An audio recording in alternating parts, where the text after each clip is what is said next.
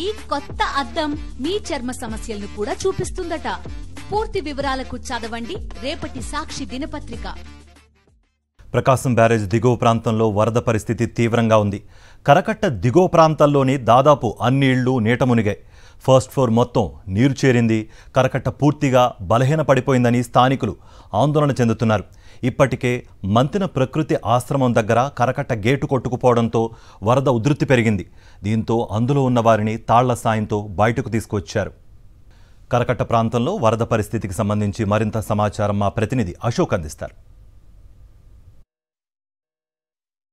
ప్రకాశం బ్యారేజీ దిగువ ప్రాంతాన పరిస్థితి చాలా ఆందోళనకరంగా ఉంది. పూర్తిగా కరకట్టకు ఆనుకుని కృష్ణానది ప్రవహిస్తూ ఉంది. దీంతో ప్రకాశం బ్యారేజీ నుంచి దిగువన మనం చూసుకుంటే Teja agro farm private limited, Paruchuri Suma, Linganeni Ramesh, Maganti Surendra, Laila credit private limited, Polavarapu Tulasidevi, Paturi Sudharani, Attuluri Shanti, Kodela Lakshminarayana, Shankara Srinivas, Ganapathi Sachchidananda, Ganapathi Aruna Sundara, ISKCON temple, aqua private limited, aqua devil association, Tapovaram ఆశ్రమం, గోకరాజు గంగరాజు ఎస్టేట్, స్వామి సచ్చిదానంద యోగా ఆశ్రమాలు ఈ భవనాలన్నింటిలోకి ఇప్పుడు నీరు వచ్చి చేరింది. మనం చూస్తూ ఉన్నాం. మనం ఇప్పుడు చిగురు ఆశ్రమం దగ్గర ఉన్నాం.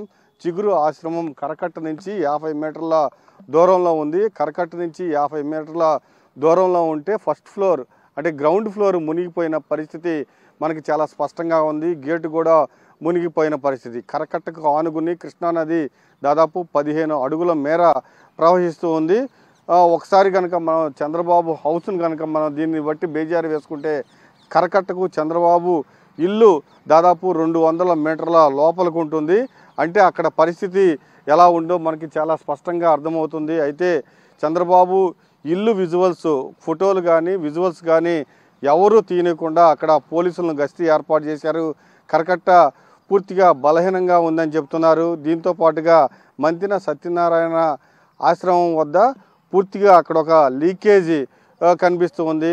గతంలో రాజధానికి సంబంధించిన పంట పొలాల్లో నుంచి నీరు కృష్ణానదిలోకి వెళ్ళడానికి ఒక గేటు ఏర్పాటు చేశారు. ఆ గేటుకు సంబంధించి కృష్ణానది ఉధృతంగా ప్రవహించడంతో రాత్రి ఆ గేటు కొట్టుకుపోయి కృష్ణానదిలో నుంచి రాజధాని వైపు అంటే వెంకటపాలెం వైపుకు నీరు వెళ్తూ ఉంది. రాత్రి మరమ్మతులు చేశారు. సిఆర్డిఏ కమిషనర్తో పాటు ఇరిగేషన్ శాఖ మంత్రి కూడా ఇక్కడికి వచ్చి ఆ పరిస్థితిని పరిశీలించారు. పూర్తిగా తాత్కాలికంగా దానికి సంబంధించిన మరమ్మతులు చేశారు. మళ్ళీ 1 గంట క్రితం మళ్ళీ లీకేజ్ అవుతోంది. పూర్తిగా కృష్ణానది వరద నీరంతా అటు రాజధాని ఆ గేట్లో నుంచి రాజధాని వైపుకి వెళ్తుంది. అధికారులు ఇప్పటికే అక్కడికి చేరుకున్నారు. పూర్తిగా ఆ లీకేజీని ఏదైతే ఆ గేటు ఉందో ఆ గేటు ద్వారా రాజధానికి వెళ్ళే వాటర్ని అడ్డుకట్ట వేస్తూ ఉన్నారు. ఇసుక బస్తాలను తీసుకువచ్చారు. అక్కడ ఆ ఇసుక బస్తాలను అడ్డుగా గోడ ఏర్పాటు చేస్తున్నారు. దాంతోపాటుగా మంతిన సత్యనారాయణ రాజు ఆశ్రమం నుంచి పూర్తిగా ఏదైతే కింది ఫ్లోర్ మునిగిపోవడంతో పూర్తిగా వాళ్ళందరినీ బయటికి తీసుకువస్తున్నారు. బయటికి తీసుకొచ్చి బయటికి పంపించే ప్రయత్నం అయితే చేస్తున్నారు. పూర్తిగా కరకట్ట దగ్గర పూర్తిగా కృష్ణానది ప్రవాహం కొంత ఆందోళనకరంగానే ఉందని చెప్పవచ్చు. కెమెరామెన్ భాషతో అశోక్, సాక్షి టీవీ, కరకట్ట నుంచి.